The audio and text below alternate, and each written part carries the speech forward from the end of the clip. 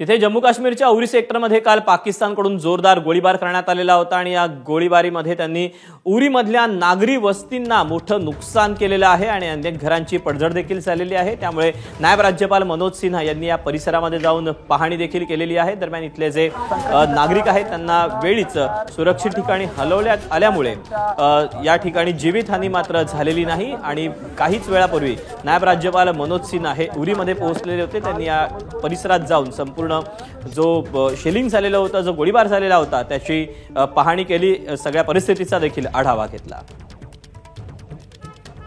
LG Manoj Sinha सध्या उरी सेक्टरमध्ये आहेत। आपण ही दृश्य दाखवतोय।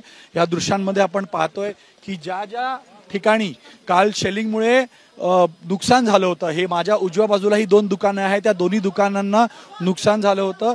या दोन्ही दुकानांची पाहणी केली, इथल्या लोकांशी ते बोलले आहेत आणि एलजी मनोज सिन्हा इथल्या लोकांशी, स्थानिक रहिवाशांशी बोलले आहेत। कारण एक इथल्या LOC मध्ये राहणाऱ्या भारतीय नागरिकांना विश्वास दाखवायचा आहे की प्रशासन, सरकार, भारत सरकार सर्व त्यांच्या सोबत आहेत आणि पूर्ण ताकदीनिशी त्यांच्या सोबत आहेत।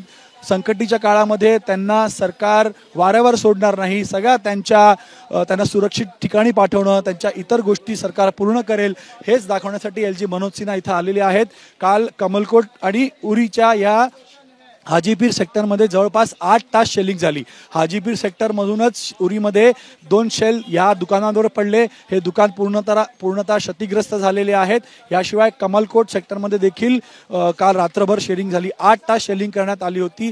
8 तासाच्या शेलिंगमध्ये 3 हेवी आर्टिलरी शेल्स पडले होते आणि आता इथल्या परिस्थितीचा आढावा घेण्यासाठी एलजी मनोज सिन्हा इथं पोहोचले आहेत। हॉस्पिटलला ते जाऊन भेटणार आहेत लोक जे इंजर्ड झाली होती, त्यासोबतच ज्यांना सुरक्षित ठिकाणी हलवलं आहे, शाळांमध्ये, डिग्रीमध्ये, त्या सर्व ठिकाणी जाऊन एलजी मनोज सिन्हा आढावा घेणार आहेत परिस्थितीचा आणि जनतेला विश्वास देणार आहेत की सरकार त्यांच्या सोबत आहे।